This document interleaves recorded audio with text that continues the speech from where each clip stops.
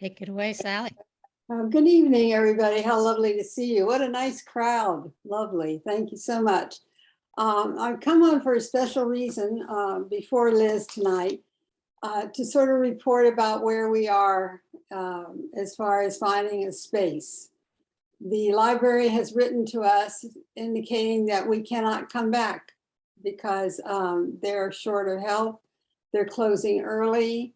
And so they cannot take us back. And so I went to the community center, which is next door, and they will not house us either. So we need to find a place to physically meet before we can, of course, offer a dual Zoom and regular meeting place. So if any of you have any ideas that, that live nearby, we want to say on the Contra Costa side of the tunnel, because that was the reason that this swap started, was that a couple of us, three of us that lived over here on this side of the tunnel were just tired of having to do that drive all the time.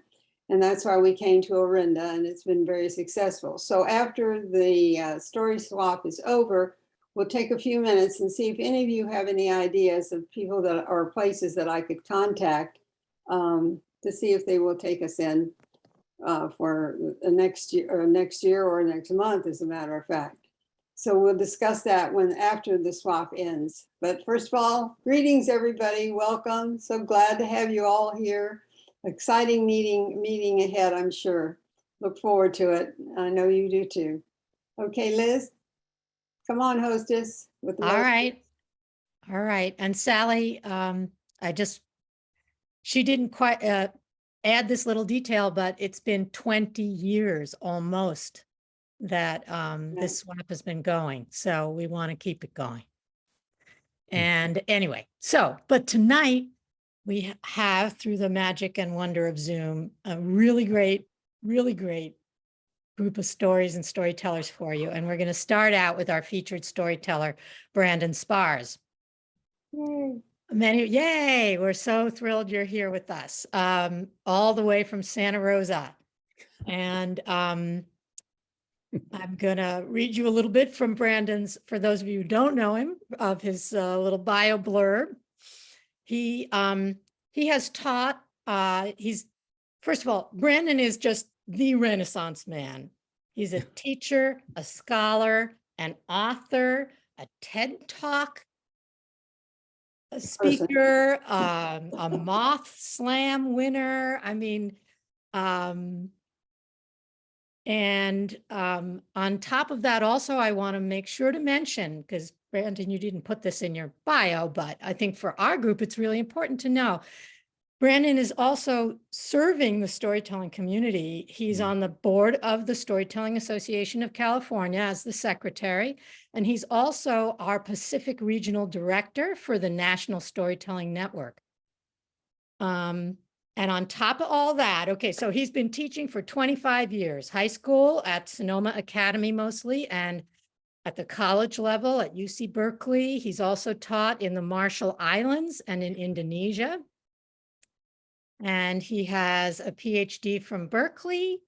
And as a teacher, he wants us to know he always brings storytelling in. And I mean, I think you bring storytelling into everything that you do.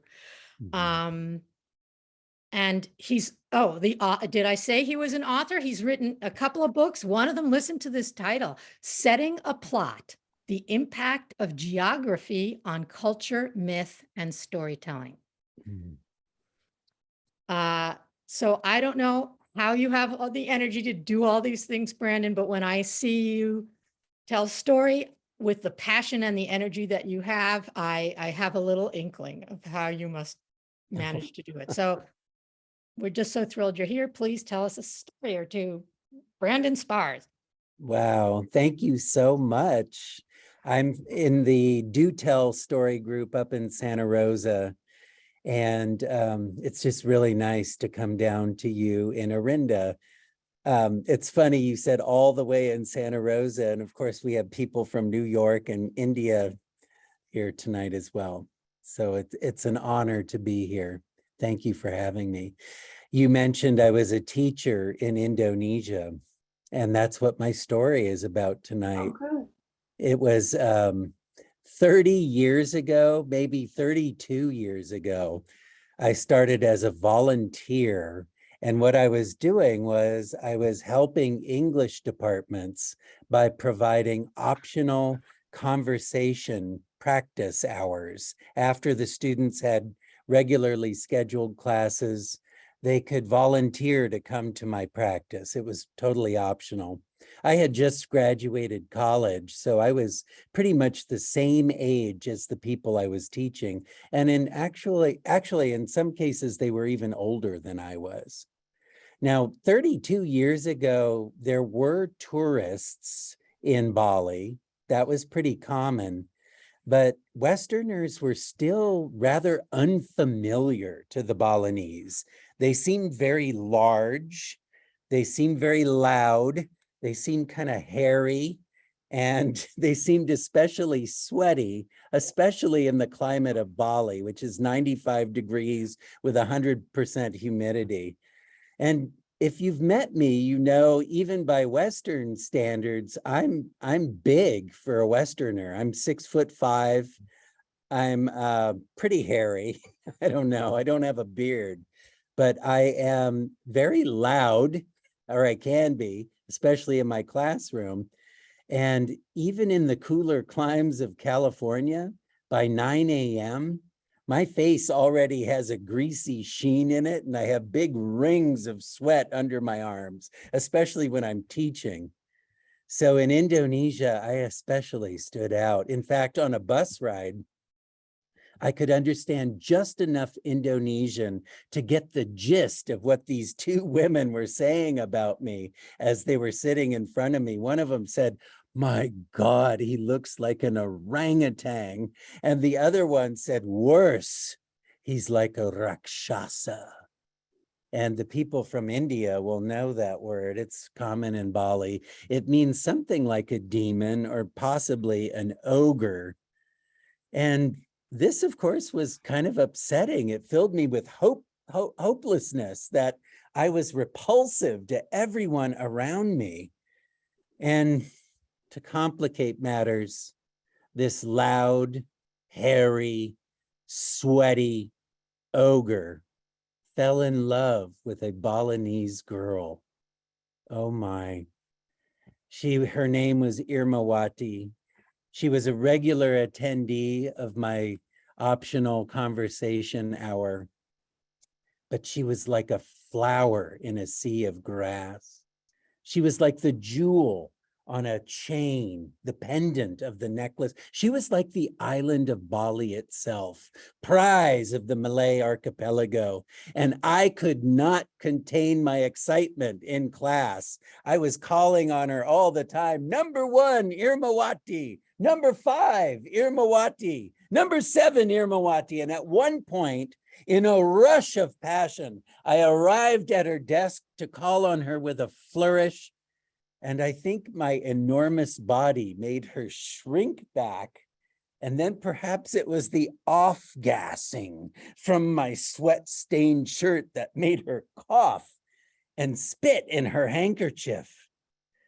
And I realized with no small degree of hopelessness, I was not only repulsive to all the Balinese, but that included the one I had fallen in love with. And my hopelessness turned to heartache. And the next day, I couldn't eat or sleep or concentrate. And the hour of my conversation practice came and went, and I didn't leave my bedroom. I was a sad ogre in his cave. But then there was the buzz of a motorcycle in my garden, and one of my male students had arrived because he wanted to know why I had missed practice. His name was Begawasi. And I told him it was my head. No, it was my stomach. And he held up his hand and he said, "Mr. Brandon, I do not believe it was your head or your stomach. I believe it was your heart." Apparently, the attention I'd been giving to Irmawati had not gone unnoticed. Here in Bali, he continued, we do not wear our hearts on our sleeves. He was very fond of English idioms. And he was also fond of translating Indonesian idioms into English, sometimes, as you will see, rather unsuccessfully. Then he gave me some advice. In Bali, you should behave totally indifferent, especially around the one that you love. And of course, I asked, how does anybody know that they like each other? Whereupon he said, very discreetly, with a letter, Mr. Brandon. And there was a glimmer of hope because I realized he was going to help me write a letter. Oh, it was nothing like anything I would have written. This was in Indonesian. It was very dry, and it included summaries of the quiz scores on the quizzes I had given her. And it was very formal. It included an evaluation of the strengths and weaknesses of her spoken ability. It was official even, and it kind of culminated in this one sentence that was something like, given the parameters of my teaching position and my current station in life, it would please me to no end if one day you might call me Big Brother. Then, as he is wont, it finished with a flurry of idioms, something about the early bird getting the worm, and then something translated from the Balinese, something about punching a puppy. Now, while he was writing the letter, he kept picking up this can of powder I was using as a deodorant. And then before he left, he held up his backpack and he took out a spray can. This, he said, will be the magic bullet, Mr. Brandon. It was the hottest new fragrance in Indonesia, Axe. Where should I spray it? I asked, holding the can. And he looked at me with a glimmer in his eye and he said, Mr. Brandon, spray it everywhere. Well, the next day in class was very different.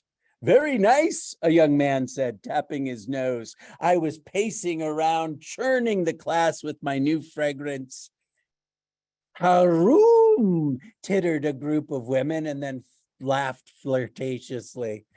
I paced back and forth, feigning total indifference to Irmawati, casting my new scent to the far corners of the room. And then, when I was passing back a paper, I slipped her the letter.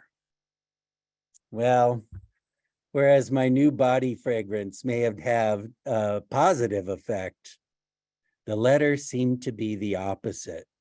The next day, conversation hour came and went, and no Irmawati, nor the next, nor the next. And that familiar hopelessness and heartache began to take over, and I couldn't eat or sleep or concentrate. And on the fourth day, it was me who missed class. And when the hour came and went, there was the buzz of the motorcycle and Begawasi was back. What seems to be the problem, he asked. And I said she couldn't possibly like me. She stopped coming to class, whereupon he held up his hand once again and asked, what, do you think she's some kind of floozy? Some kind of canoodler? Where was he learning these words? No, Mr. Brandon, this is going exactly how I expected it. It is all happening according to plan. And now, Mr. Brandon, it is time to strike while the metal is hot. And then he tried an Indonesian idiom in English. It's time to roll back her rock and take a peek at the little shrimp she is hiding there. Apparently, what he wanted me to do was go pay a visit to Irmawati at her house.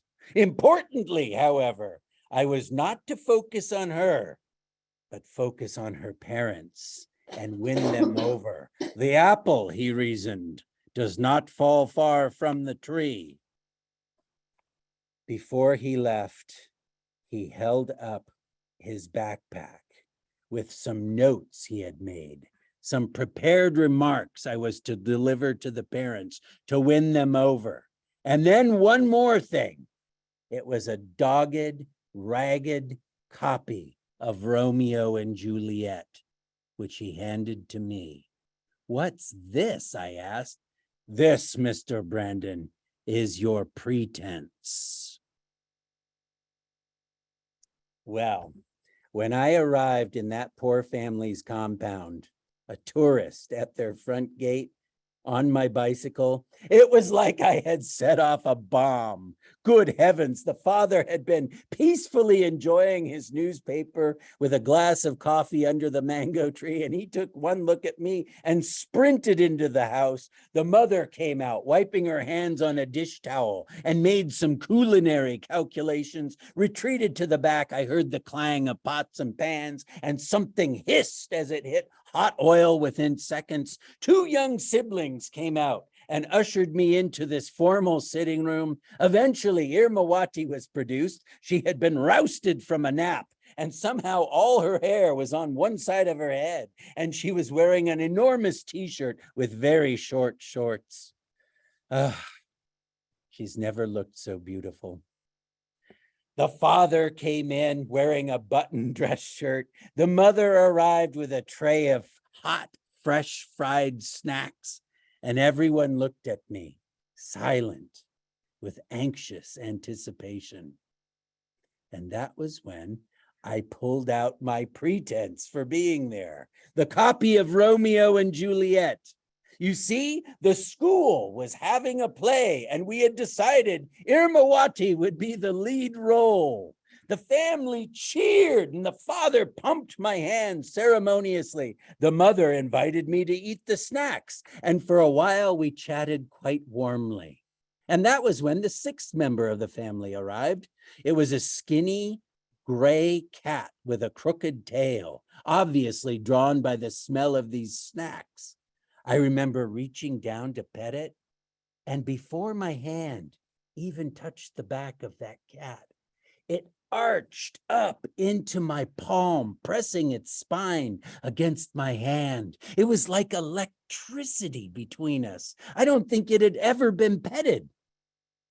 I was about to reach and grab one of the snacks for it, but the cat preempted me.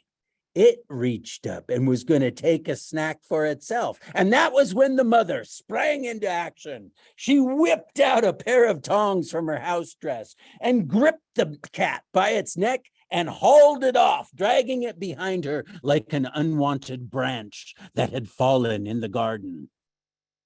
The father stayed for a while, and we chatted, and I was just about to begin my remarks when he simply shook my hand and told me to come as often as I wanted to practice English with his daughter.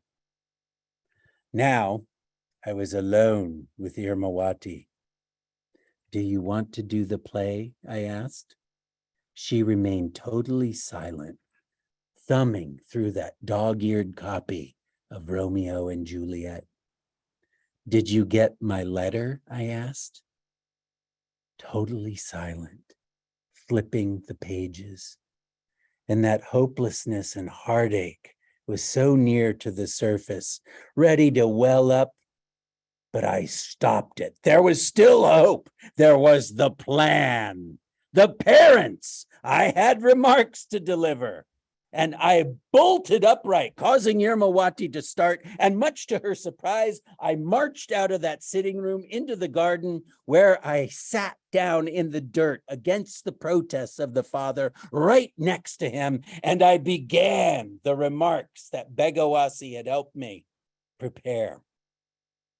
It was very dry, formal, official, summaries of countries and numbers of people who speak English, ending with Indonesia at 3%, and there would be opportunity. And then I stumbled. The language was so formal and complicated, and I hadn't mastered it. And then I made a second mistake. Every learner of Indonesian will make this mistake inevitably. I was trying to say, "I'm sorry, I'm very embarrassed. My Indonesian is not good." But what I said to my future father-in-law was, "I have enormous genitals." "No," he said. And I said, "Oh, yes, my genitals are very large. It's been hard living in Indonesia with such large genitals." He looked at me in total confusion. And I attempted to clarify. "I have a big penis," I said. Irmawati arrived. She was holding the snacks from the sitting room, and she set them dutifully on her father's newspaper and spun on her heel. I searched her face for some sign as to how this was all going, but she remained totally inscrutable. And that was when I said to her father, "Perhaps your daughter can help me with my big genitals." "No, she can't," the father said. And then he began to speak. Oh, it was an effusion of formal, complicated Indonesian, and I was lost from the get-go. Something about the neighbor, the mango tree, a motorcycle helmet. I was trying to construct possible narratives, but I gave up. I had no idea what he was talking about, and I simply let him continue. The cat arrived, drawn by the snacks. It planted its haunches a respectable meter or so from the plate. Oh, the poor thing, I thought. It was just like me. All we wanted was the attention and the affection from this family. Now the father was shouting about the newspaper, pointing at something about tourists on the front page, and my attention wandered to the sitting room where Irma was all alone. Poor Irma. She deserved someone who could sit with her, speak her own language, make her laugh. Someone who could understand her father, who was now building up to some kind of question or climax, and I would have to reveal that I had no idea what he had been talking about. "Satu dua apa tiga," he was saying about the newspaper. I never had to say anything. The cat saved me. It took this moment to aim its paw right at those snacks, and like a furry striped amoeba, it poured itself through its paw, extending enormously long, and was just about to get a claw into one of those pieces of fried golden deliciousness when doo-doo, the ground shook. And when my father-in-law moves around the house, the entire house shakes. He's a powerful man. Why, his calf muscles go up and down his legs like he's dribbling two basketballs. He covered the distance between himself and the cat in a fraction of a second, and whoosh was the sound of the swoop of his mighty leg, and then pop as he punted the cat straight up into the mango tree. His foot finished next to his nose on the follow-through. I could hear the tearing leaves and then a plume of foliage as the cat flew through the upper canopy of the tree out of the garden. He kicked the cat out of the garden. Leaves and twigs were raining about us, and I took this moment to excuse myself. Thank you. I'm sorry. I might have said something wrong back there. Thank you. And before I knew it, I was pushing my bicycle away from the house on their dirt alley. And then I stopped. Right in the middle of the road was a small gray lump. It was the cat. I marveled at how far it had flown. I set my bicycle down and knelt next to it, and I put my hand on it, and I felt it tremble. A bit of blood dripping from its nose. I didn't know if it was alive, but lest it survived that kick, only to be run over by a car, I tried to move it to the side of the road, and there was nowhere. So I snuck back to the house. I hadn't thanked the mother. I hadn't said goodbye to Irma. I really didn't think it mattered because I was sure I wasn't going back. The gate was closed, the garden was empty, and so I tried to simply slip it through two of the iron bars. Once again, I put my hand on it and it shivered. Oh, we had been comrades in the struggle to win the love of this family, and we had both failed. Just before leaving, I looked up, and framed in the front window of the house in all of her fierce beauty was none other than Irmawati.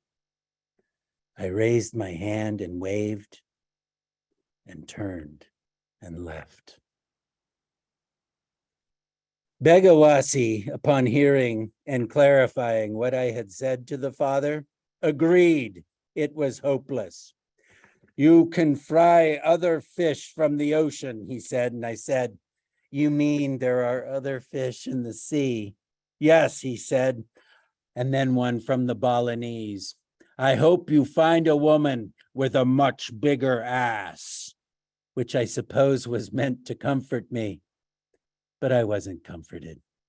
And he left me in my loneliness and heartache and hopelessness.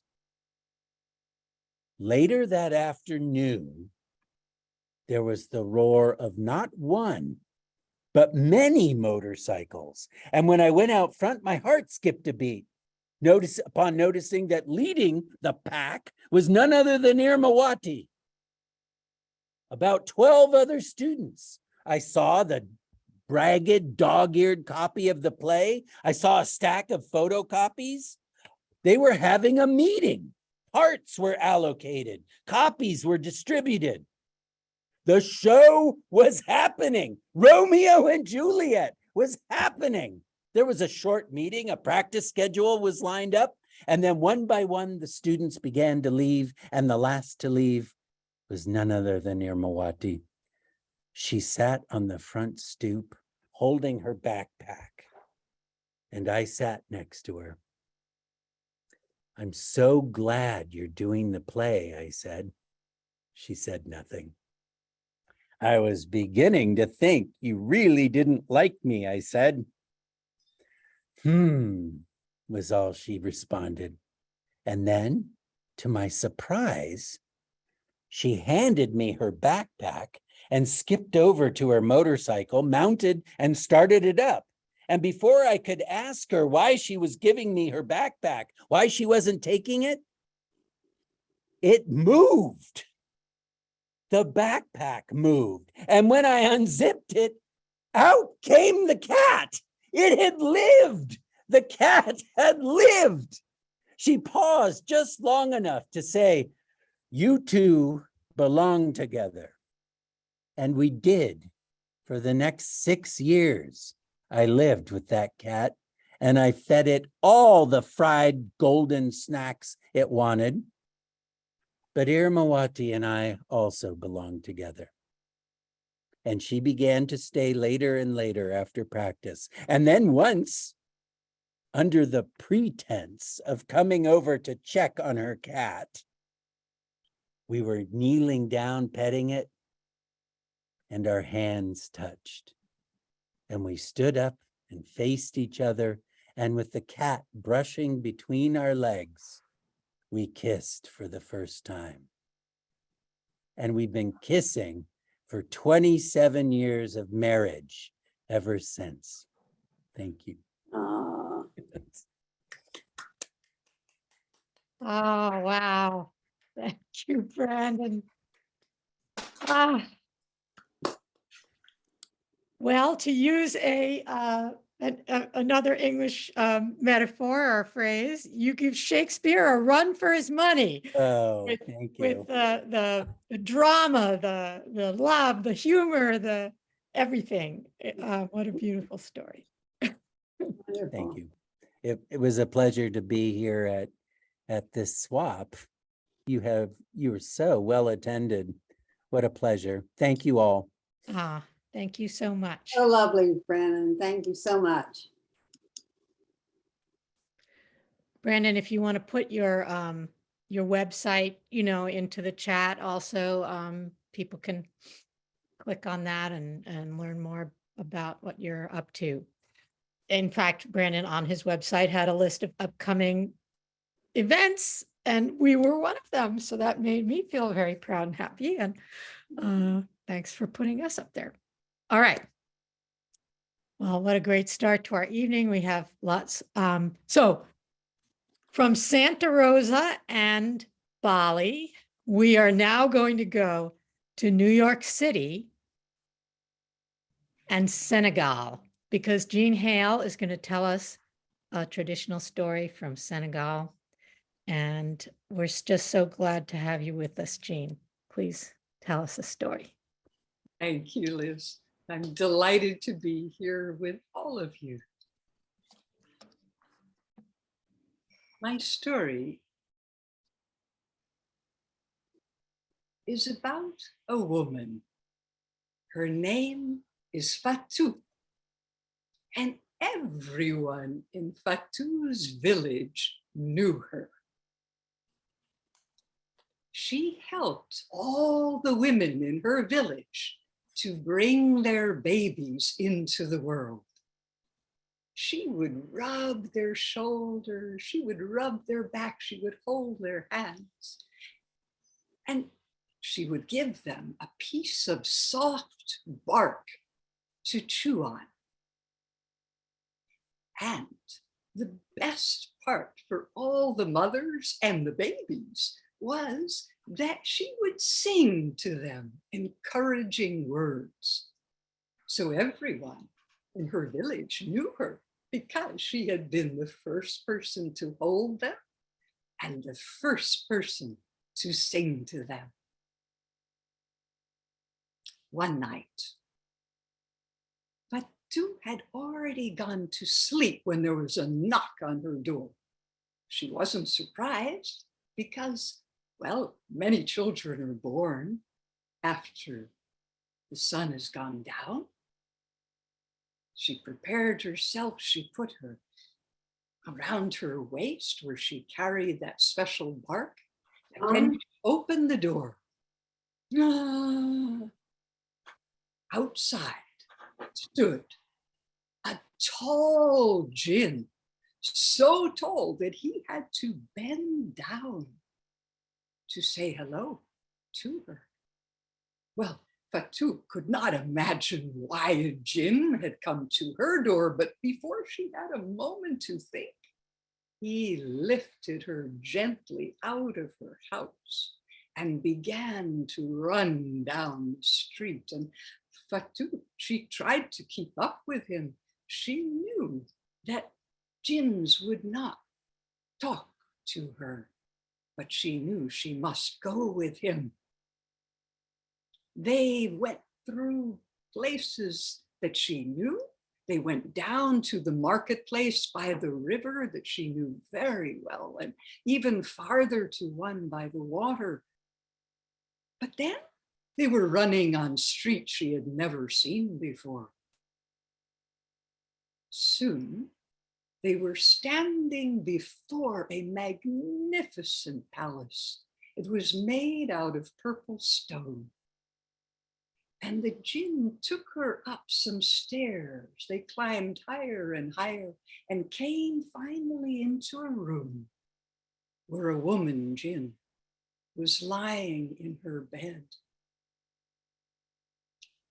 Fatou understood now why she had been called. The djinn woman, she had been trying to bring her child into the world for a long time. Her hair was sweaty and, she was tired. Fatou gently went over to her and took her hand. And then she put her head on the djinn woman's belly, which was as round as the moon. I know what you need, she said. And she took out a piece of that special bark, the soft bark, and she pretended to chew. And then she handed it to the djinn woman, who took it, examined it, placed it in her mouth, and began to chew. Yes, said Fatou, yes. And Fatu rubbed her shoulders, her back. She went and she began to sing to her. And it wasn't long before the little baby emerged as she sang to them both. Ah, the room filled with golden light. Fatu took the baby, she looked at him. It was a beautiful, perfect Jinn boy. She handed it to his mother, who just cried out with just such joy and happiness. And the Jinn father too, he reached down, he touched his baby's feet, he kissed his wife's head. They were so happy. But all of a sudden, the Jinn mother looked down and she started to tremble, and she looked at Fatu as if, what is happening? Fatu put her head down again. She said, 2 babies are coming tonight. So the Jinn mother handed her baby to the Jinn father, and they prepared again. Fatu rubbed her shoulders again. She put a soft white cloth, a cool cloth on her head as well. And she sang to the mother. And soon a perfect little Jinn girl emerged. And again, the room filled with golden light. Everyone laughed now. The parents were so happy they had both a boy and a girl. But you know, the mother began to tremble once again, handed that baby to her husband. Fatu listened and she said, 3 babies will be born tonight. And it wasn't long before, yes, a little boy, another boy. And then it wasn't long before another girl came. Jinn quadruplets, my heavens. This is a night to remember, thought Fatu to herself. But if you think that that was all, you would be mistaken, because it wasn't much after that another perfect little boy and another perfect little girl were born. And each time the room filled with golden light, and each time Fatu sang to them, and she wished them a long life, as she did with every child that came into the world. Well, Fatu was tired, and she hoped she could sit down now. And the Jinn mother and father gestured and smiled. And then they began to disappear, to fade away. And Fatu thought, it's my old eyes. But what is happening? And then there was just the bed left. And then Fatu felt herself being pulled through a tunnel of beautiful lights. And she was standing in the marketplace down by the water, a marketplace that she knew very well. The moon was still shining on the water. Oh, she thought to herself, am I dreaming? How did I get here? Perhaps I'm still in a dream. I don't know, but I need to go home. I am so tired.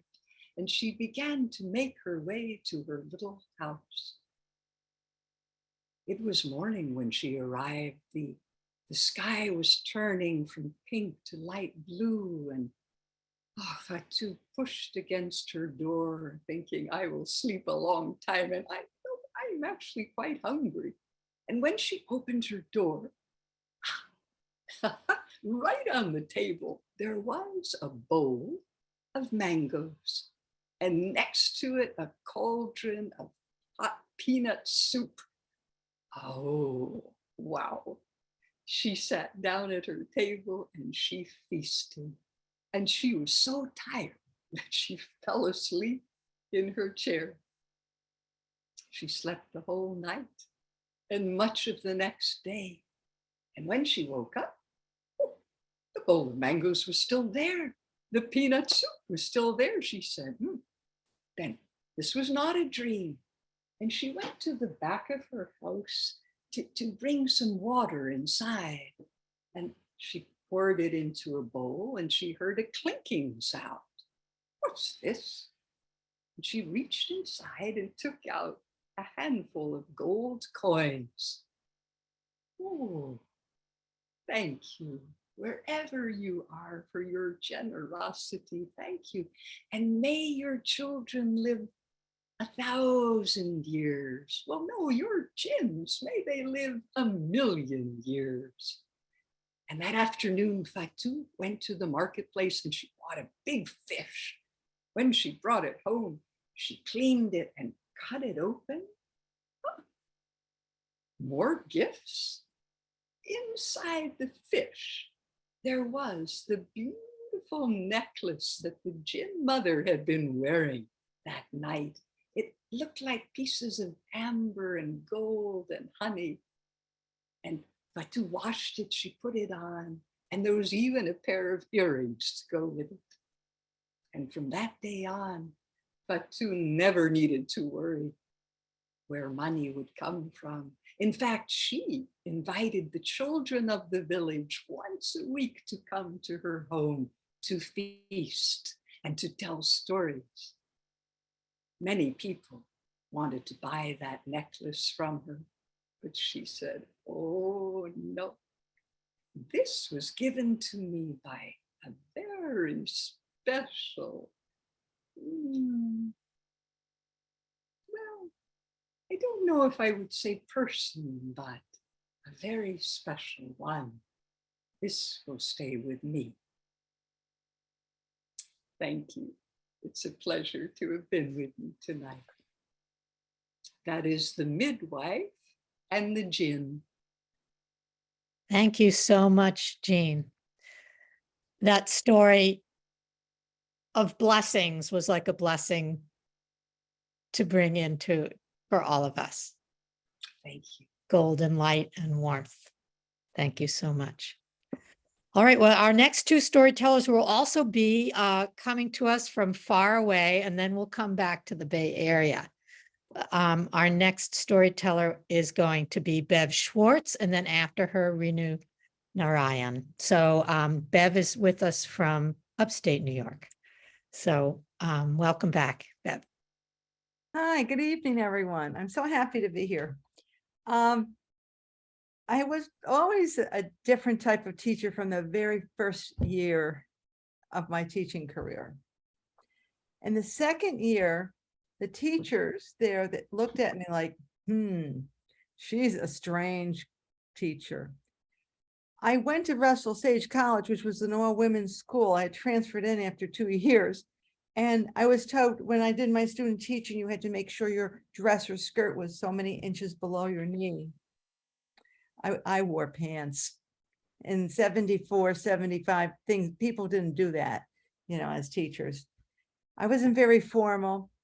I was bored with just read, write, and discuss. So if I didn't have a good time teaching, my kids wouldn't have a good time teaching. They would be as bored as I would. And I had the long hippie hair, past almost to my waist. Here's a picture of me in my second year of teaching. I put a fish tank in the school classroom. Who's going to take care of it? Well, me. I mean, what happens on vacations? Well, I'll give them enough food for the week. They looked at me like, the only person in the school that was a woman, there was no men teachers, that wore pants. Oh, it's graceful. Well, I was bored and I had done a unit on Native Americans and their tribes. And we had gone through the Mohawk Indians and all these other types. And now it was the Plains Indians. And we had making little books of all of our, oh my, hold on. Okay, sorry. Okay, so we had made a page of each tribe. And I could tell the kids really weren't into it. They'd write about it and this and that. So I said, how can I spice this up? Hold on. Can't talk right now. Someone from 47 years ago, just about the time that I'm talking about. Isn't that funny? Life is very, very funny sometimes and strange. And that day was a strange moment for me. I went to get into my car, which was parked about a block from the school next to some woods. I had an idea. The next morning, I said, keep your coats on, guys. Now, I had 35 kids in that class. We had big classes that time. So we're going to go take a hike. What? Yep. Come on, let's go. Dragged him down the stairs and went 1 block to where the woods were. I said, we are going to make a teepee. A what? Well, a teepee. The Plains Indians lived in teepees. And we got the boys to carry 4. We had a very tall ceiling in our classroom, tree limbs. And we had the girls carry like a little, what do you call it, branches and stuff like that. And I said, shh, when we go up the stairs, we don't want anybody to know what we're bringing up into the classroom. Now, they were looking at me like I had already done a few strange things that teachers would not do. So we walked it up, and I had the kids in the back pick up all the little sticks and leaves and stuff that were going on the stairs so no one would know what we did. And then I said, go next door and ask if we can borrow one of their garbage cans. And then when we went into another room and went to a room, and we had 4 garbage cans. And then in the middle of a room near the windows, I put the garbage cans, and I said, somebody go get the 2 jump ropes for us from a gym teacher. Tell them we have to borrow it. And then we had everything together. We put the sticks in the garbage cans. We took books off the shelf to make sure that it wouldn't tilt. And we tied it with our jump ropes. And there was a teepee. And I had called parents that night before and said, do you have some extra sheets to sew together? And we wrapped it all around the teepee. And there, up to the ceiling of my classroom, was a teepee. I said, now we're really going to learn about these Indians. And the next day I put paint out, and I said, we talked about the food. And I said, whose mother's going to cook some food for us? And we did all this stuff. And we said, one kid goes, can we invite our parents in and make a play? And I said, sure. So I have a picture, I couldn't find it tonight, but of them painting the teepee. And one was the animals they hunted, one was the food they ate, one was the clothes they wore, one was the artwork. And I even found a couple songs, and I taught them the songs of the Plains Indians. Well, we were practicing the play, and Christopher Caglione, a little boy that had just come over from Italy about a few years before, and his mother would always bake me these wonderful Italian cookies and send them to school. He comes over to me and he says, my brother loves doing plays. He does the makeup for all the plays in the Troy High School. And I was telling him about what we did, and he said he would come and do the makeup for our plays if we wanted him to. I said, makeup? He goes, yeah, he has a big bag of makeup. He can make up our faces, and he could help us make up things on our bodies. And we can really have some really good costumes because of him. Okay, I said, sure, why not? So he came and he painted our faces. I mean, it was like real, like professional. And he painted our arms and our hands, and he even helped design a little few things on the teepee tent. He says to put the cherry on the icing. Well, everyone came in, parents, we invited a few other classes to come, and we did the most wonderful play, and we sang, we read our books, and we had a great time. That was in the beginning of the fall. And I said, boy, these kids really learned. Their books were better than they had been before. They were being more descriptive. I mean, it was like I was really making a difference as a teacher, and they were having fun, and they were learning. And I said to John, his name was, would you like to if we did a play a month, would you like to come and do all the makeup for us and help us? These kids were so excited. We'll pick things that they can get excited and learn and do hands-on and really have good memories. He said he would. So during the year, I got to talk to John, and I ended up, I had to go to the hospital for a couple of weeks for some surgery, and him and his mother come. And I say to him, John, you know, you're really good. Have you ever thought of going into this as a career? He goes, well, yeah, but you know, I do plays and stuff, but you know, I would love to do it, but my mother says I shouldn't do it because I'll never earn enough money and make myself enough living to even have an apartment. She's nodding there next to him. I said, well, no, John, go to the library. You know, people do plays in New York. People have to have makeup people for TVs, movies. There's a lot of jobs that you could do if you had a career in this. Now, there was no internet. I said, go to the library. And there's some really good schools like this for New York City, because I don't think your mother wants you to go too far from home. And she's going, yes, yes, yes. You know, I don't want him to go to California or somewhere else. And John looked and he applied. He applied that at the end of the year, and he got into a New York school that taught how to do makeup. Now, John left school in Troy and he got his degree. He started at Saturday Night Live and did some other plays. And then he got the job of a lifetime.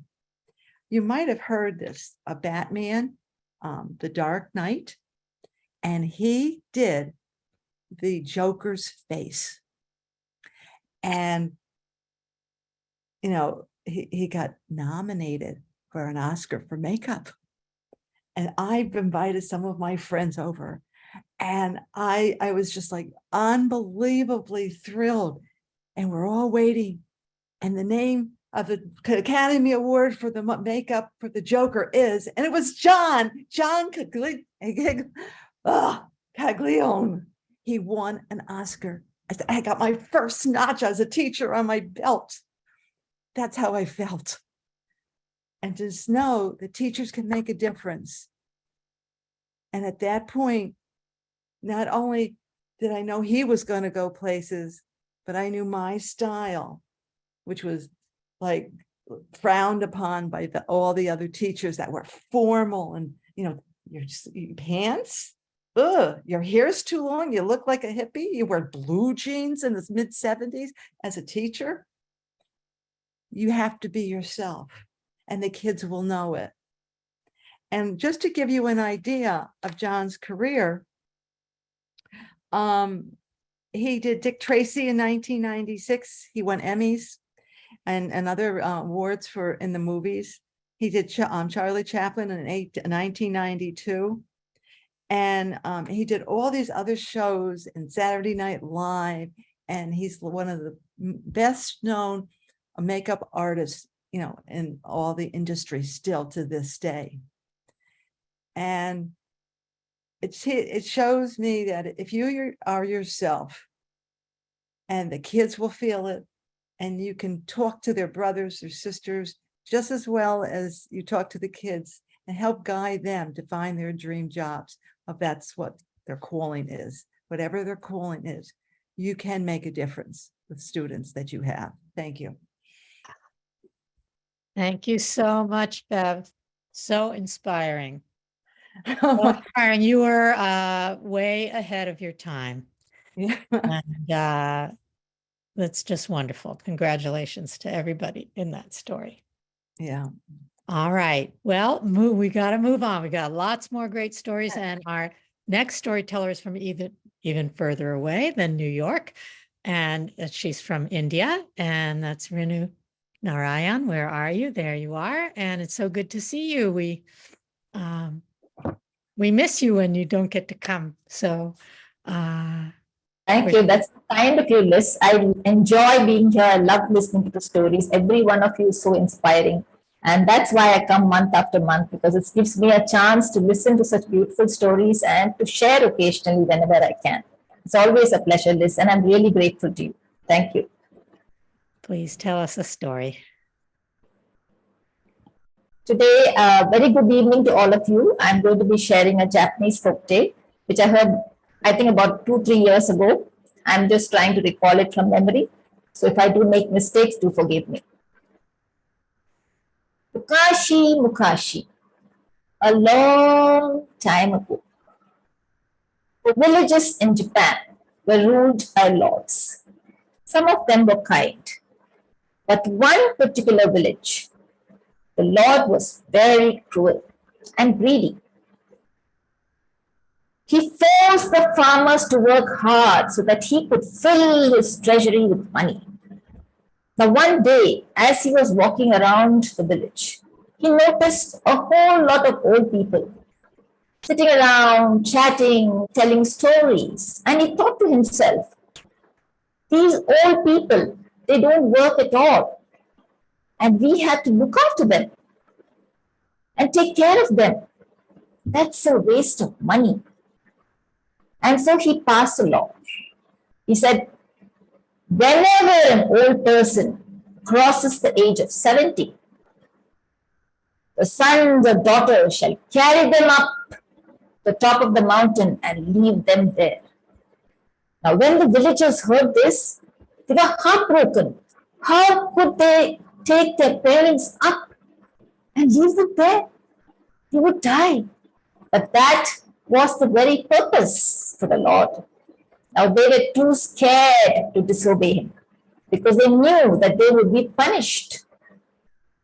And so, as the parents started crossing the age of 70, the poor sons or daughters would put them onto their backs and carry them up with really, really sad faces. They would carry them up to the mountain, leave them behind, and come back down. Now, there's one farmer, a young farmer called Yamagata. He loved his mother. She was the only family he had, but she was not yet 70. But he dreaded the day when she would turn 70. Then it would be his turn to carry his mother up that mountain. The days, the weeks, the months went by. And soon his mother celebrated her 70th birthday.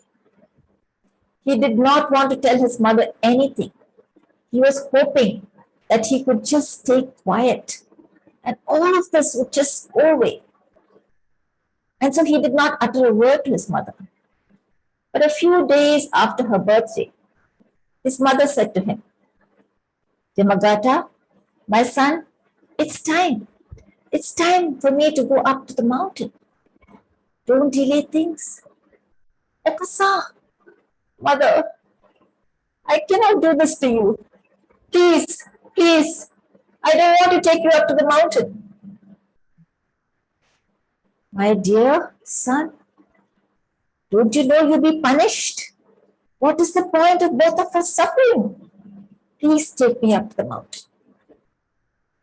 And so Yamagata helped his mother get onto his back.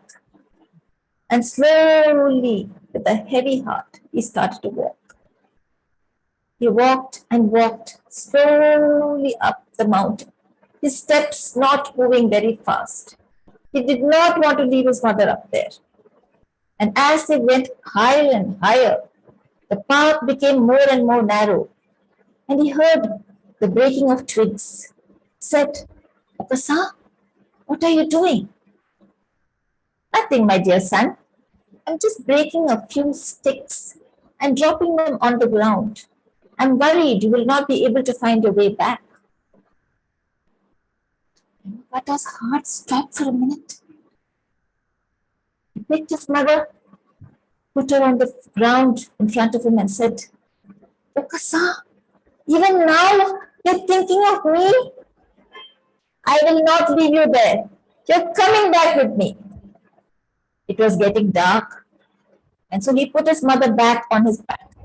And slowly he went down the mountain and crept into his house. That whole night he spent digging a small room below his kitchen. He made it nice and comfortable for his mother. And he told her, you shall live here with me. I shall bring food for you every single day.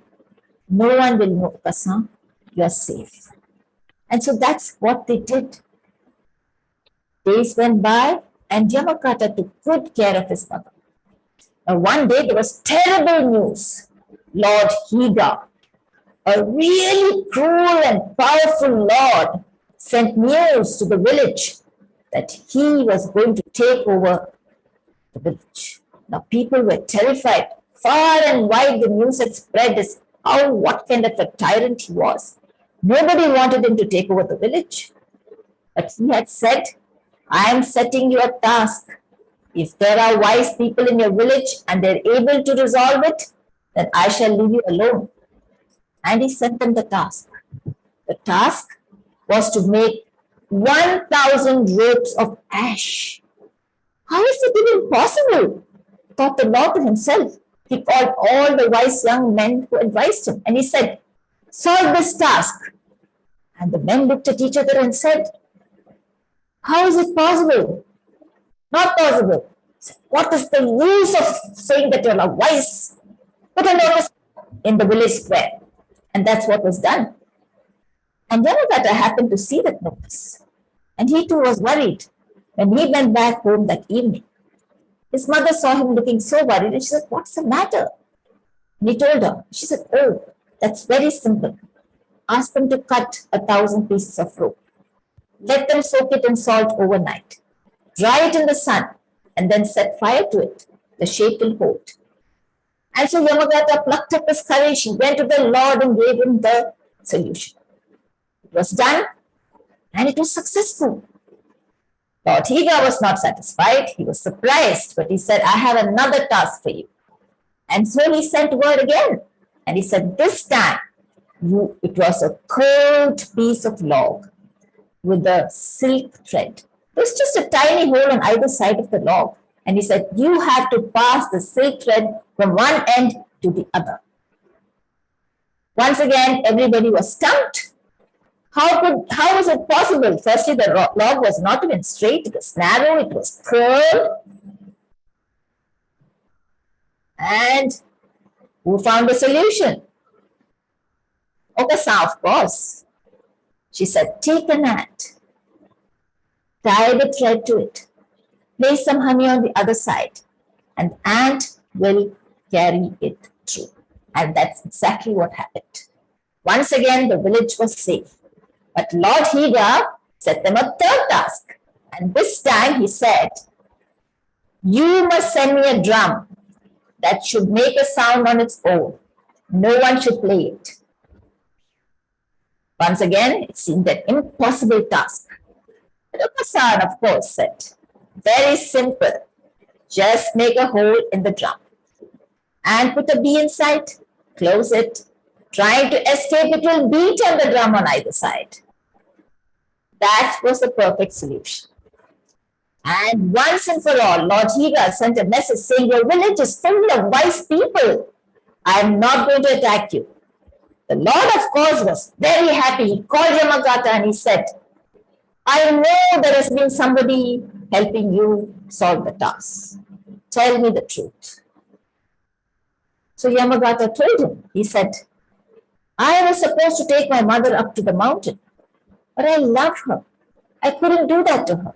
So I brought her back down. And she's been living in the little cellar I created for her in my house. She's the one who knew all the answers. He bowed his head, waiting for the volcano of fury to erupt. But there was silence. And when Yamagata looked up, the Lord was in a pensive mood.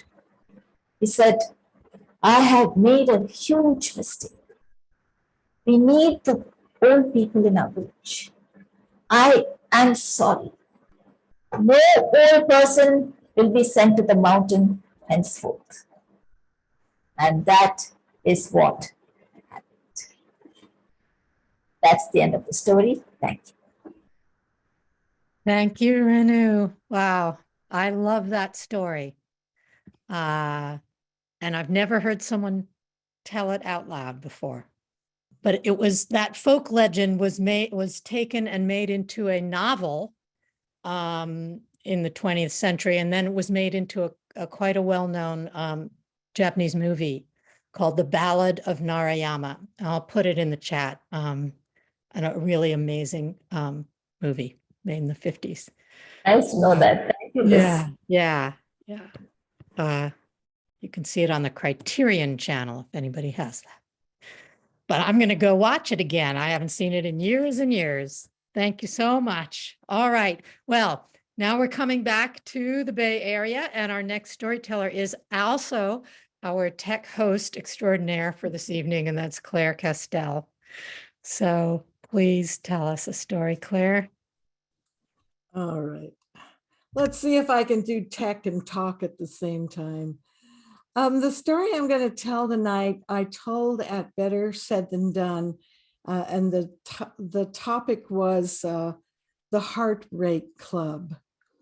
So this is a little bit of a heartbreak story, but all is well, don't worry. But back in the 80s, I led a dual life, a split personality. I was in my 30s and I lived in the Santa Cruz Mountains, but by day, I'd put on my little Diane Feinstein gray flannel suit with the bow at the blouse, and I headed to work in my high-tech company in Silicon Valley. And I was really at the top of my profession then. I was leading conferences on the national level as well as in the Bay Area.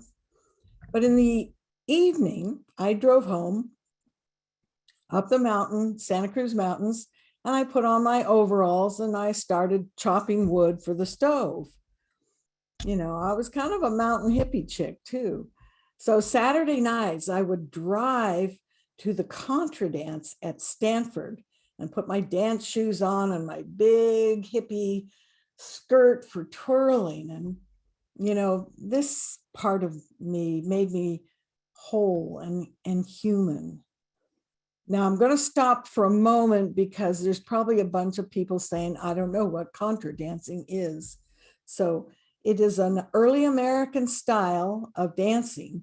It's similar to square dancing, but it's done in long lines and it's always got live musicians. It's energetic and, you know, it's transporting if you're doing it right. Well, one night I met Paul at a Stanford dance and we were doing a waltz. Now, Paul was tall and blonde. You know, he looked like this big, sturdy Swede. And he had this beautiful baritone voice, kind of like Brandon's. And he was a great dancer. And so on the break, we were talking. And I said, Paul, you know, I really want to go to that dance camp at Lark in the Morning that's coming up, but I need a roommate. You want to go? Sure, let's do it. I knew it was a little risky because we just met and he was a complete stranger, but I really wanted to go to camp. And he was cute and a good dancer. So in a couple of weeks, we're driving up to Mendocino County. The camp is in Mendocino County. And then suddenly Paul turns off and heads toward the forest, the woods. And I, you know, uh-oh, what's this? I have a surprise for you. And I'm not sure I felt any better. But a few miles in, we turned into this parking lot and parked, and I want to show you this pygmy forest. He showed me this pygmy forest.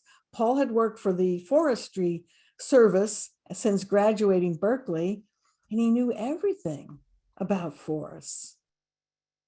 Amazing man. At the cabin, at the dance camp, we threw our sleeping bags in opposite sides of the room. And then we went to the dance hall and we danced our feet bloody almost every day. And Paul was a real sweet man, a gentleman. You know, and over the week, our sleeping bags moved closer and closer as we got to know each other. So when the camp was over, Paul and I dated and we danced in the Bay Area too.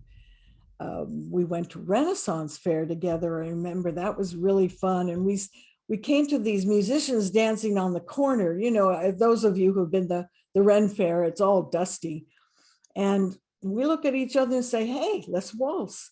And we dance in the dust, and people watched and applauded like they thought we were part of the show. You know, this guy was just perfect. But in the meantime, a man at work named Jim was capturing my attention. And we were working on a really technical, thorny project. He had dark hair, curly hair, these really chiseled cheekbones, and he wore a suit to work. I mean, just the opposite of Paul. But he wanted more and more of my time. And after about 3 months, he said he talked about marriage. When we get married, we can buy a new house and a new car and build computers. And that was big then. And I wanted to remarry because I had been newly divorced and I had a son, and I wanted somebody to help me raise my son at the time.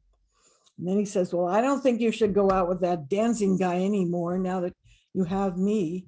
And he asked me to break up with Paul. Now, Paul represented that part of my life that included dancing and feeling this whole self. And Jim was the establishment. He didn't like me dancing anywhere, but he professed his love for me and talked marriage, and it seemed like my hopes and dreams were coming true, and he moved in. Well, you know, I was young, and I learned that sometimes when someone falls in love quickly, they also fall out of love quickly. So in a couple of months, Jim had decided this hippie chick mountain mama dancer was just too far out for him, and he moved out. But by then, you know, I'd bought into the whole idea, to the whole marriage thing. And now I was just shattered. And to make it even worse, Jim started dating a secretary at work, and I had to watch them, and they eventually got married. So I was a mess. I was a mess for at least a year. And apparently I was insufferable, always banging on about how Jim hurt me, broke my heart. Now, you women, you'll know girlfriends will commiserate with you when that happens because it's a sisterhood thing. Oh, that bastard, you know, but men won't. A guy friend told me once at that time, okay, I'll come and visit you, but you got to promise not to talk about Jim. So I guess I was horrible. Well, by the time I could face the world and a dance floor, Paul was dating another woman who he later married. So there was no going back to that. 20 years later, though, I went to a harvest festival in San Francisco. And I know some of you people from not in the Bay Area might know all of these places, but it's a fun festival where there's music. And my musician boyfriend at the time was performing. And in the audience, I hear this wonderful baritone voice, Claire.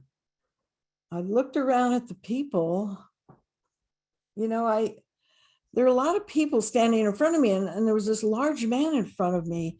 And, you know, I hear the voice, Claire, Claire, you probably don't recognize me. Well, that large man, you know, 300 pounds or so, Paul, it's so good to see you. Please, can we waltz tonight? Well, regrettably, Paul was still married. And if we were both free, I'd still go for him in a heartbeat. He was part of my life that was human and whole. So my message to you, friends, is that when you have a choice like this, take the one who wants to dance. Thank you. Oh, thank you, Claire. I love that last line. Your advice, take the one who wants to dance. Uh, Oh, yeah, we'll have to thank- think over that story. Thank you. That was so real, so human, as you said. We're glad that you're bringing that part of yourself to us, whatever your business side has been. Yeah. Yeah. All right. All right. Who's next? I've got to find. it. Okay. Our next storyteller is Colleen Folly, also right here in the East Bay. All right. Where are you, Colleen? I'm right here. I just unmuted. Oh, Oh, good. I'm just, Thank oh, you. here Okay. you are. There you Welcome go. back. We haven't heard Oh, a yeah. story from you Well, for a sometimes while. I can't for a come little every while. time. Well, this is a true story, and it's my relationship with scrub jays. When I was a little girl, I lived in Salt Lake City, and for some reason, I think maybe several million years ago, Salt Lake was the coastline. So we have the same kind of scrub jays and seagulls and quail that you have here in California, in Utah. And they've been there before people came. No people transported them. They just kept moving west when the mountains rose up. So my parents bought a new house, and it was on what they call the East Bay. And it was like you could look across. If you looked west, you would see all of Salt Lake City, the Salt Flats, and the Great Salt Lake. Now, north and south was totally urban, from Logan to Provo, sort of like the Costa, California now. And, or the Bay Area, there's like cities all the way around. So it was all city. But if you go east, there was one street, and then it was open space for miles and miles and miles. So we lived on the edge of town, and a lot of nature was there. So we moved up there, and there was a little a thing of scrub oak that was natural, that had been left when they built the house. They hadn't torn up the scrub oak. So there was a little rock, and there was a nest of scrub jays there.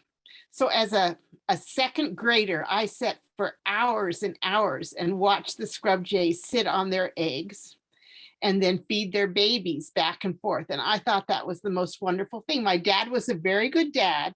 And so he told me not to bother them, not to run up to them. And so I watched them. And so I was used to being out, in a semi-rural city type thing. And so a friend of mine decided that we should move to San Francisco. Well, we looked for houses in San Francisco, and I couldn't, because of my background, not that it's bad, but I couldn't vision living in a place that was concrete and asphalt with no grass or curbs. Like, you couldn't afford a house. So these were the apartments we were looking at. I just couldn't envision living there. So we found an apartment in Oakland that was a fourplex, and it had a small backyard that had, well, there was a lot of cats in the neighborhood, and they had mice in the backyard. Thank goodness for the cats. And then raccoons would go by every now and then. And so after a few years, I was able to save up enough money for a down payment, and I bought a house in West Berkeley.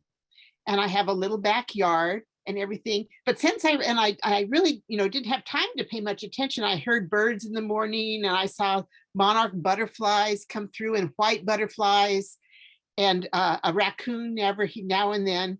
And there was once a turkey, or twice a turkey, that came down our street, but mostly they go stay in Albany, which is another town close by. But this summer I was out more, and I was pulling weeds in the front yard in the early spring. And I noticed that every time I went to pull weeds, a scrub jay would come and help me. And then he would go into the dirt afterwards. And wow, every time he was there. And then I noticed a couple times that there was another scrub jay that would be on the telephone wire up above looking for danger. And I thought I made the guy, the one that was helping me, the guy, and the one up there, the girl, because I think I'm not sure, but I think that's what it was. And she would caw, she would make a noise, and then they would both fly away, and a crow would fly over or a hawk would fly over. So she was the lookout, and we would be safe. And so, but he didn't think I was scary, and I didn't think he was scary. So we did that for thing. And then one night it was dark. It was probably, it was that time between before it gets really dark and when it's just semi-dark. We heard a big commotion outside. The birds were squawking, and I don't know what happened, but when I went to my car the next morning, the tail feathers of the scrub jay were by my car, and there were feathers in the street. And both my neighbor Lisa and I were really upset because we'd been attached to this jay. And so we don't know if it was a cat, a raccoon, or a hawk that got him, but that was the end of him.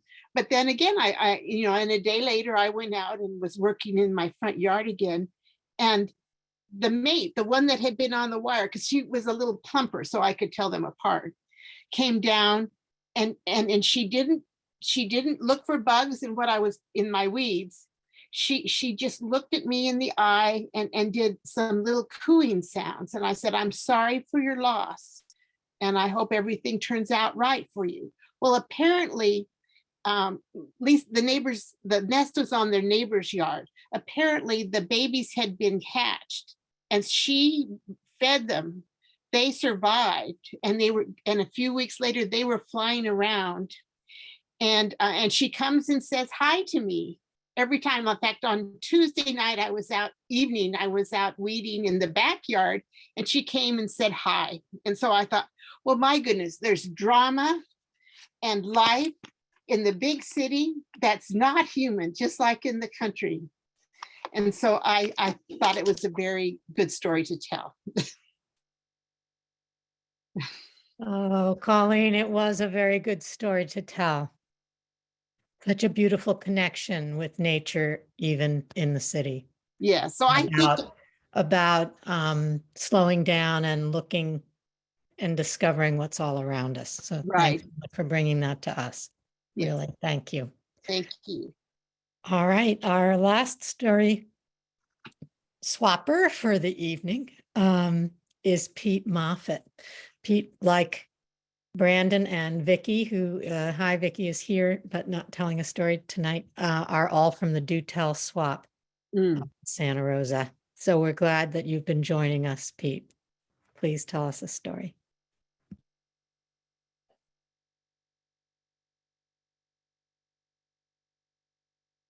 No way, Mary.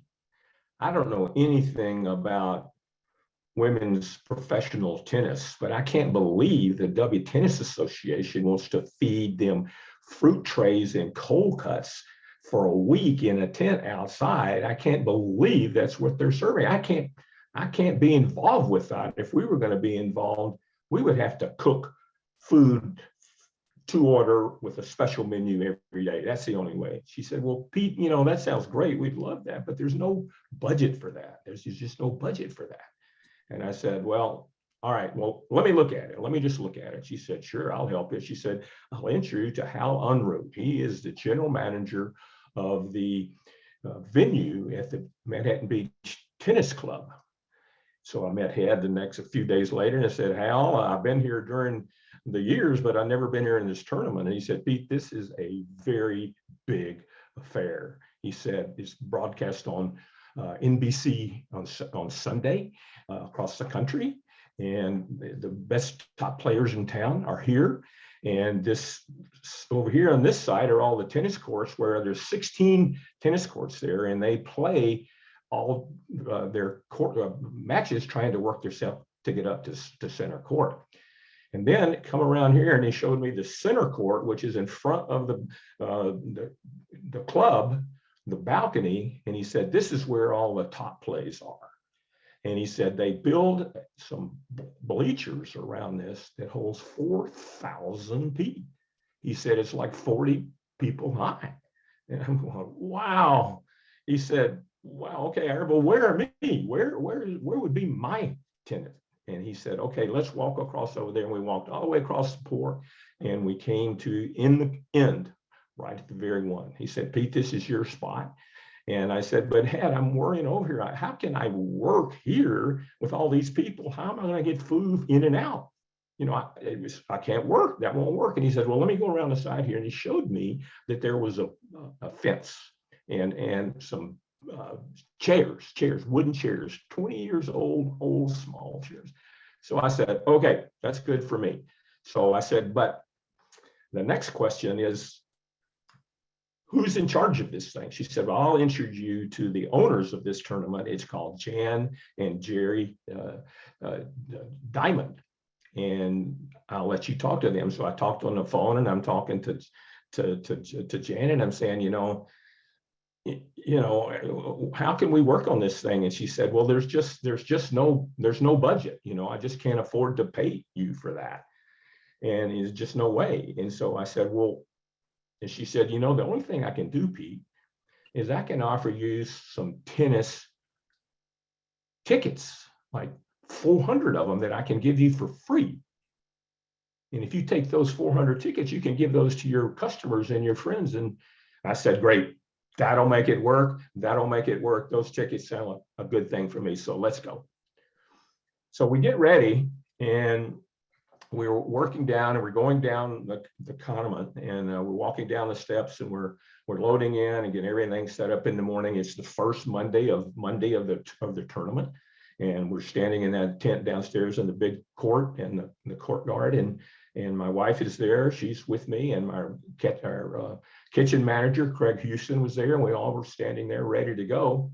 And we're standing there waiting for the first meals to come in. This is our very first day, and all of a sudden this woman I see come walking across towards me, and I say, Marge, what are you doing here? And she said, hey, Pete, what are you doing here? She's one of our regular customers. And she said, hey, Pete, I went to Stanford on scholarship, and I'm a big tennis player, and I could close all the tenors for the tennis while they're here, all volunteers. And so they're all here, and I help them out there. And what are you doing here? And I told her what we're doing. She said, okay, I'll see what I can help you. If I can, I'll find a way to see how I can help you. And so we were saying to ourselves, well, we have no idea what that is. But let's see where we go. And so we go that day, and it was fine. And then it's the second day, and we've been feeding the players. They come in, and everybody's kind of feeling their way around. And the second day we learned, I said, well, where are some of the players that we met yesterday afternoon? Because we always talk to customers like that. And they said, well, no, that's the way it works with the WTA. If a player loses a match, they don't eat anymore. You can't feed them again. They lose right then. And I said, oh my God, no. We met some really nice ladies. We're going to take care of them. We'll take care of that. So the third day, we're going forward, and things are getting a little smoother, and it's later in the afternoon, and all of a sudden there's this crowd that's walking over towards us, this big crowd of people. I don't have any idea what's going on. And all of a sudden, this lady walks right out of the middle, and it's Martina Navratilova. She comes bunching out of the group, and she walks right into our tent, and she walks right into our kitchen, and she sticks her finger, and what's this? And what's this? And what's this? And what's this? And what's this? And so Martina tasted everything, and she said, this looks good. I'll see you tomorrow. So we like, oh my goodness, we just made this big cover. The #1 player in the world is kind of supporting us. So that really feels good. So we go to the next year. The first year, everything was going fine. It's the second year, and we're standing around. And one day, Marna said, hey, Pete, you guys need to, you're not going to have those matches in the morning. They're going to be, they're not good. The matches are not good. So you can cut down and stop making all that food. So we're making all this food back at the restaurant, and we're not going to need it, because Marg warned us, don't do that. And then another couple of times she would say, hey, Pete, you're out there waiting, and then all of a sudden, the matches go real fast. So they're going to come real faster. So we learned that Marge told us how to read the schedule, and we learned to hear the songs, and we could hear the sounds of the venue. And it taught us how to plan our actions. And so as the day goes on, we went on and we decided that we were going to Marge-o-matic. And so she became Marge-O-Matic, and for the rest of her life, and still today, we called her Marge-O-Matic because she did so much for us. So then we go the next year, and I have a problem. This is year 3, and the problem that year is that these people keep coming from the public. They're like 30 feet away, but they're saying, hey, we want to eat in there. We want to eat there with you. We don't want to eat this public food out here. And we said, no, I wasn't paying any attention to that, but I started watching, and the whole back of the house of the public was right in front of us. And I said, oh my goodness, there's food orders out of mistake and safety, and drinkers are drinking, and it's just like, it's an awful thing. So I went around and I talked to Hal Unruh, and I said, Hal, is this public food say, is that work?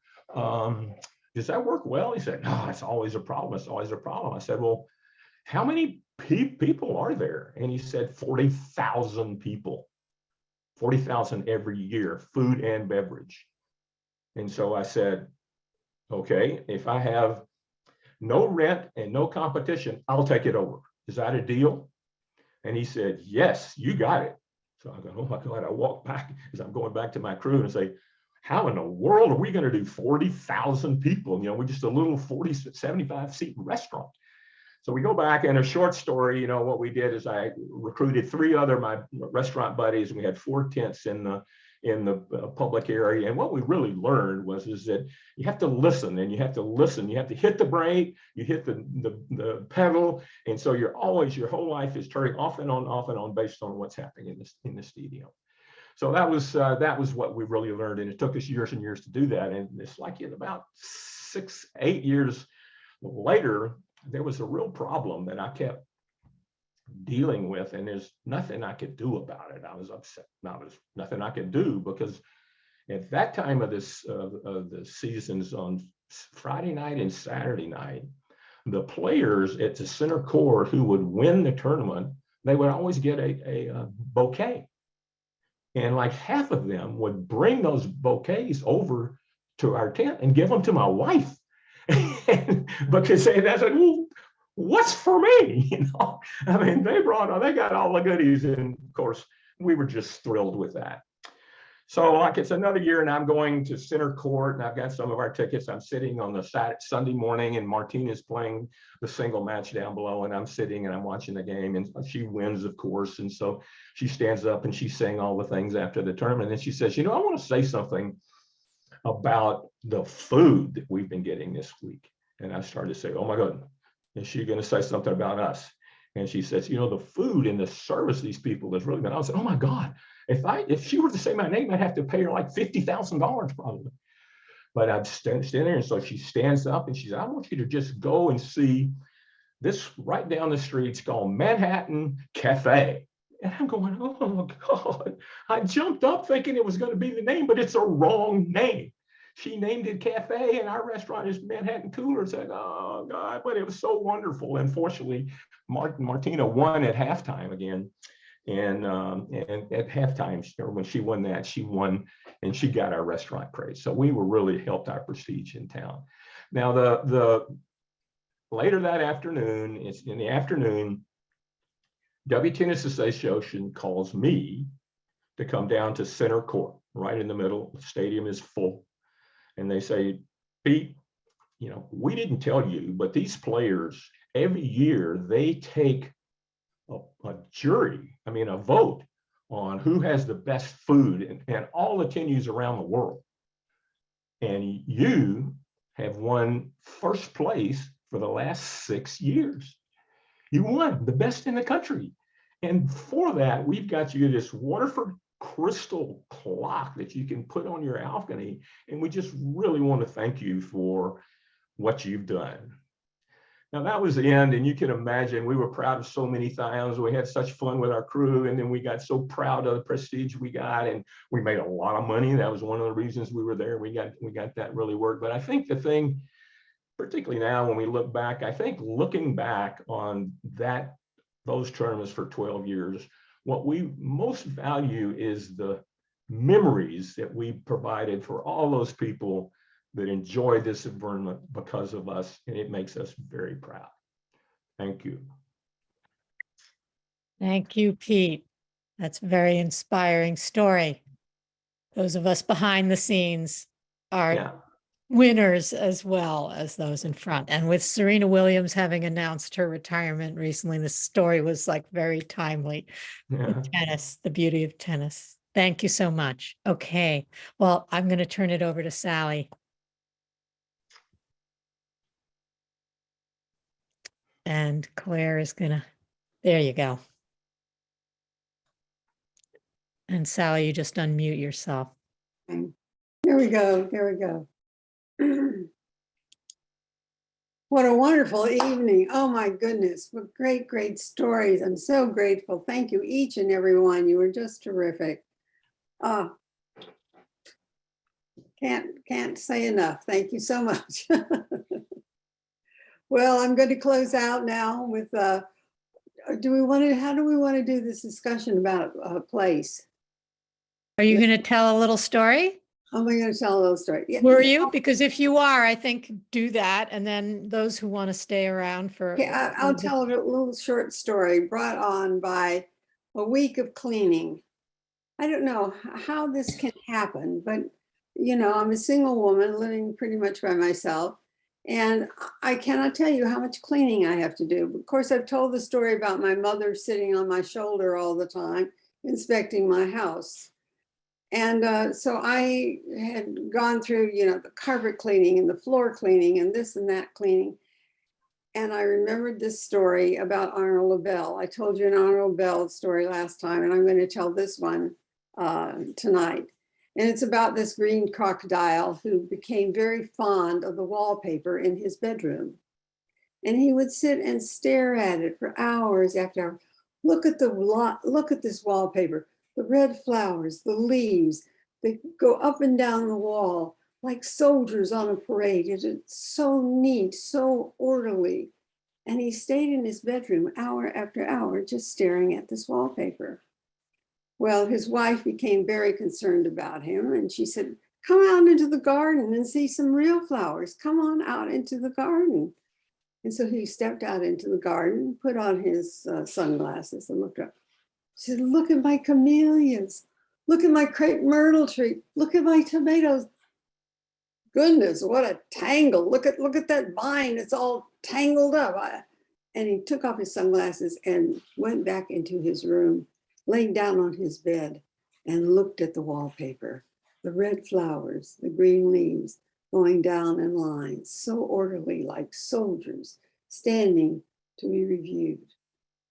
And he looked at that and he stayed in his room longer and longer every day. And it became a very sickly green color. And the moral of that story is there is such a thing as too much order. And I agree. Yay. So anyway, I recommend Arnold LaBelle. He has good morals for about everything. And let's come back to our wonderful, wonderful swap. And does anybody have any ideas about where we want to keep recording now, this part? No. Okay, fine. I have an idea. Oh, all right. Around here,